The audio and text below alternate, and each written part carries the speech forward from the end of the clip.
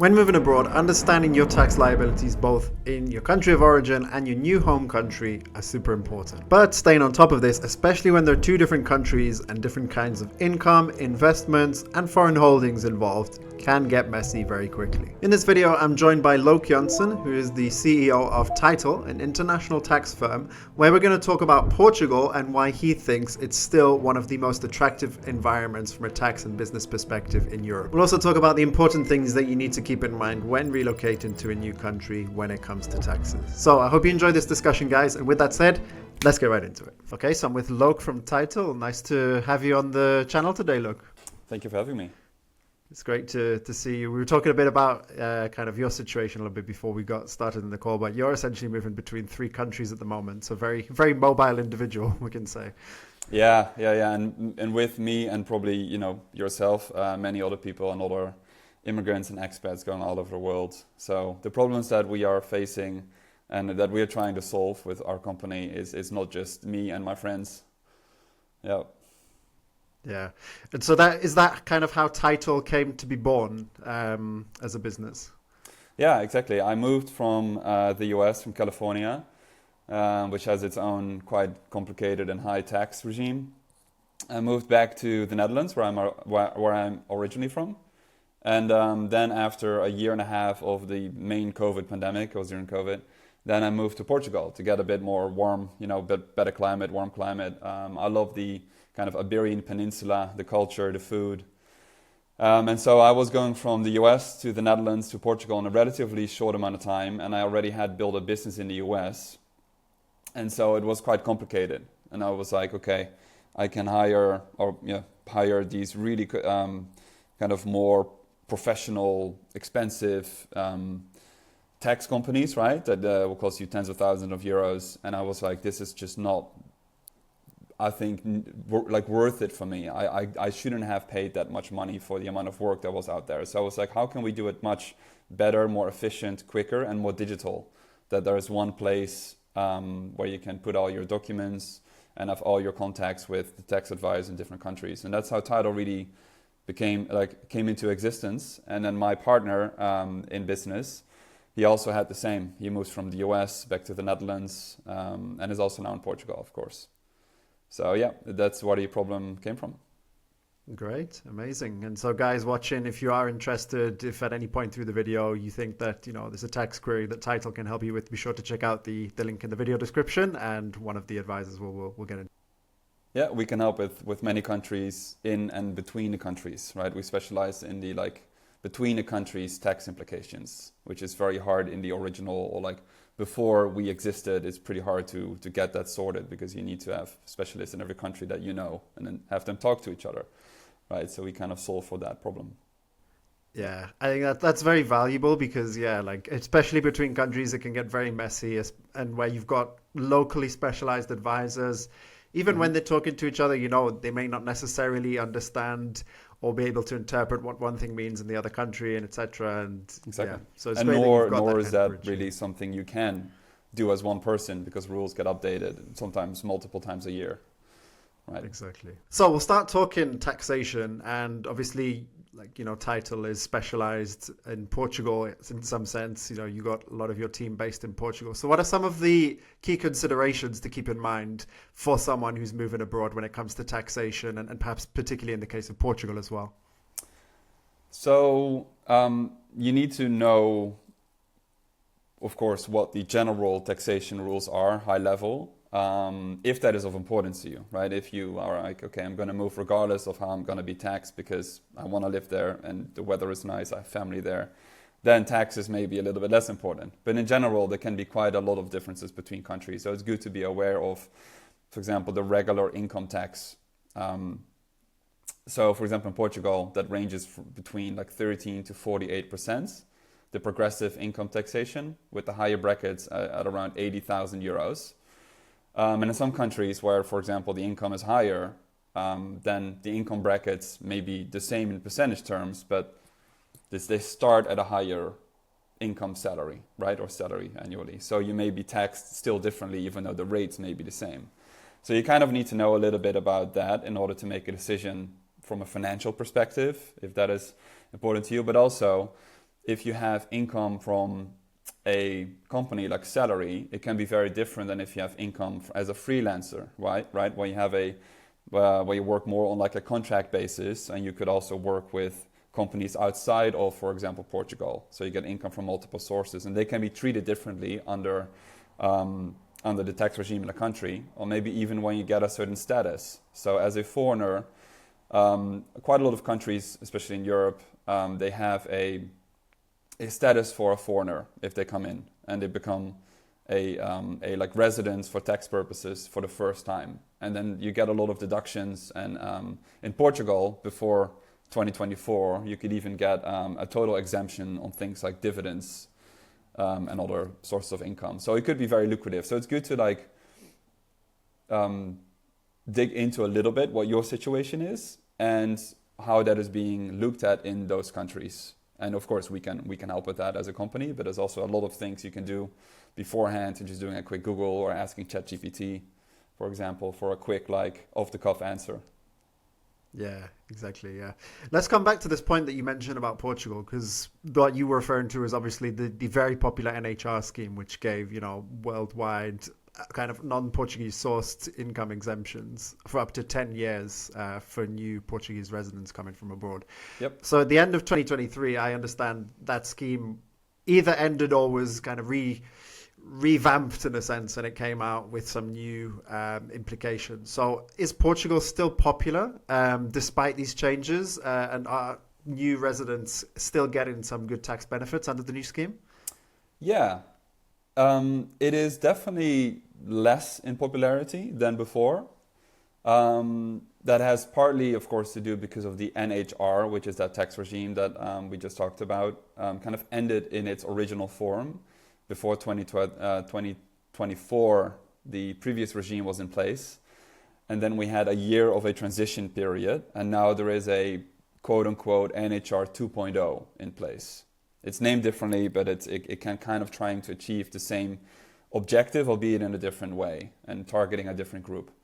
So we do see a slight decline in people, but also, again, a slight uptick right now. Now there is a new regime in place, and people actually realize that Portugal is not bad overall. It has a lot of really good incentives, even if you don't qualify for the new NHR 2.0 regime. So in summary, the NHR 1, which was before 2024, you were able to get a 10-year kind of timeline for that status. And if you were to qualify, which was much easier than it is today, because you could be a freelancer, right, a highly skilled worker, but you're freelancing, you're managing maybe your own company, then you could qualify. There's a lot of ways to qualify. You were able to get the dividends from external sources, so outside of Portugal were exempt if they were taxed abroad. You get like really good rates on your Portuguese income. Pensions were also treated very beneficially, so there was a lot of like pensionadas coming to Portugal, especially in the south, in the Algarve. There's a lot of people there who are enjoying their pensions. And so now with the NHR 2.0, it's mainly focused on more research and development jobs. And for example, for institutions, for universities like schools or research and development institutions or kind of government affiliated bodies like that. So it's a bit trickier to apply and to be eligible for that. But there's still some interpretability there, right? So if you're not sure and if you just want to make sure, then come chat to us, right? And we can also get that sorted for you to see if you qualify. But then most of these same benefits still apply. So you do get the 10-year status, you do get the dividends exempt from foreign sources. Pensions are now actually more restricted, so they try to be more focused on kind of business and research and development and less on the like pension people just to bringing them in. So that's kind of the main difference in their objective of the Portuguese government. But besides those two, the NHR 1, NHR 2, there is a really big advantage, is that, for example, cryptocurrencies, which has been the hype for the last, I guess many years, but it just has right now a big hype because of the US. They will be treated as if you have short-term capital gains and like a long-term capital gains, just like it's in the US. So the short-term capital gains is the same as regular capital gains. It's around 28% in Portugal. The long-term capital gains, if you hold the cryptocurrency for more than 1 year, it's actually exempt from taxes. And that's super beneficial to many people, especially young people, that are very tax savvy and they just have a lot of crypto as a savings or something like that. So it has really unique benefits, outside of the NHR as well. Yeah, that's nice. So particularly the crypto one. I mean, I have bits of crypto. I don't have significant holdings, but I can see obviously for someone who is a bigger holder of crypto, and if they're not making regular transactions, then yeah, that can be very tax advantageous as well.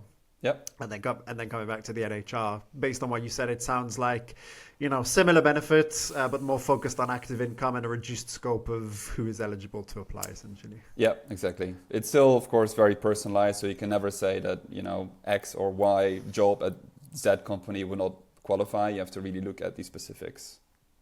Yeah. Thinking about Portugal in the context of the European Union, the rest of the European Union and wider Europe, how do you think Portugal, with these schemes and its current taxation system, is from a competitive perspective? That's so hard to truly answer, I think, because it is very individual, right? It depends where you are in your life, which phase you are, how mobile you are to move. If you have a family in some other country and you're trying to move them all over, it's also going to be a different story. Job opportunities, quality of life, so everything is kind of intertwined. But for example, I do think for the digital assets and the whole space, Portugal is still one of the top contenders in the world, to be honest.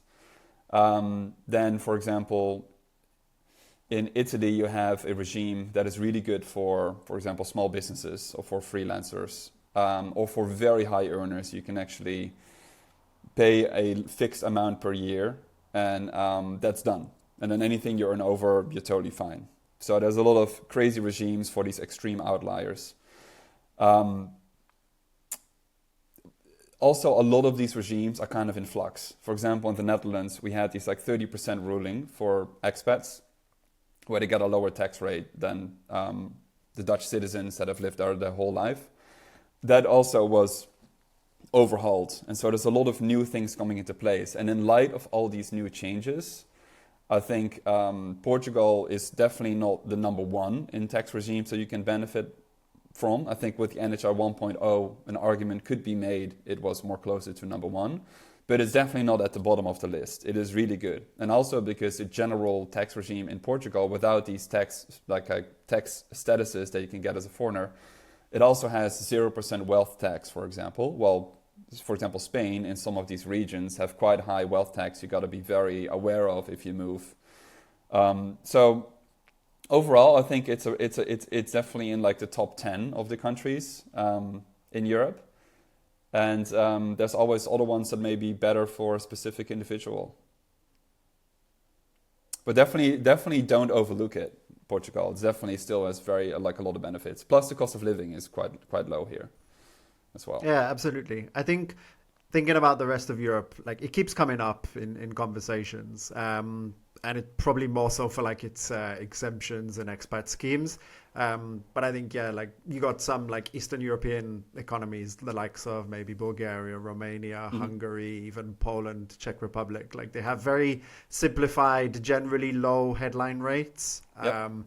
Which separates these countries from a lot of Western European countries. But then I guess in Western Europe, we're talking about, you have more schemes that foreigners can benefit from when they move into a country for the first time. So yeah, I guess it is very much a personal thing when, like you said. Yeah, it's quite different. And yeah, we know about a lot of these countries, right? I would say the highest kind of where there is the biggest flux of people moving in between the countries. That's of course where we have our specialty. So if someone were to move from Croatia to Luxembourg, right, that would not be one that we have very on top of our mind. So we have to do more research for that, right? So for the biggest flux between, for example, the UK, Spain, Portugal, the Netherlands, Portugal, all these countries, and the US, of course, to Portugal and Spain, would all be very much in our basket of skills that we can help you with. That's very true. Yeah, I guess. Yeah, with some of the likes of Portugal, likes of Spain. Yeah, there is a lot more demand and people going there because they're like, I've heard them referred to as like name brand countries. They're out there. People are more aware of them than some of the other Eastern European countries, which are probably a little bit more niche and attract generally a certain profile more so than yep. Portugal or Spain, which attract a wider group of. Yeah, I think overall weather is such a big component to most people's decision, which is kind of crazy. I'm not saying that all weather across, in these East European countries are bad. Definitely not. But I think there is some the Mediterranean climate, right? It just attracts a lot of people naturally. Yeah, probably you and I included, both coming from the UK, Netherlands, respectively, where we don't have the best weather. But yeah, exactly. We enjoy a lot more sun here than back in our home countries. Right, 100% true.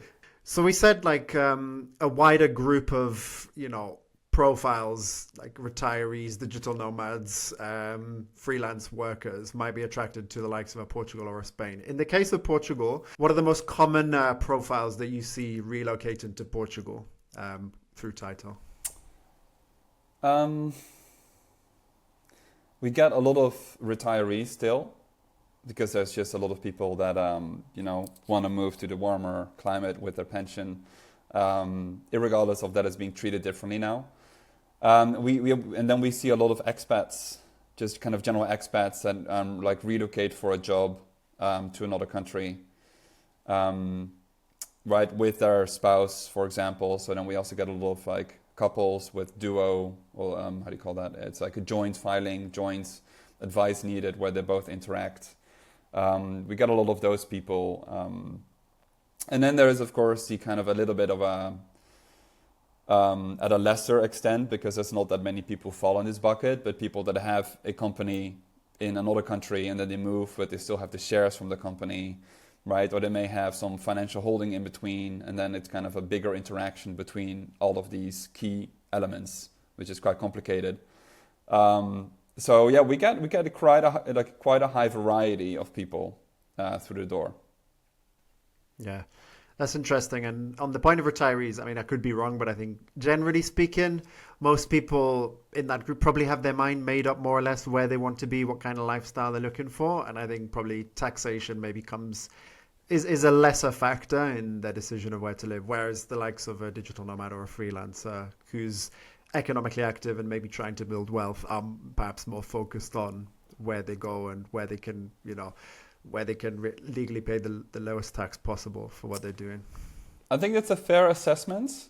But overall, if you have a pension, which is usually a set amount that you've saved over the years with a public or private pension, you also can really be in a good position if you choose the right country to move to, because it could go from almost 30-40% of taxation to, in some cases, less than 10%. So you do save a lot, and your purchasing power for the next many years will just actually be quite high relative to another country. So it really depends on, I guess, the wealth of these pensionadas and like from which country they come from. Generally from the US, they are a little bit less picky because they build up a more of a higher pension, high salary for many years, which goes a long way in Europe.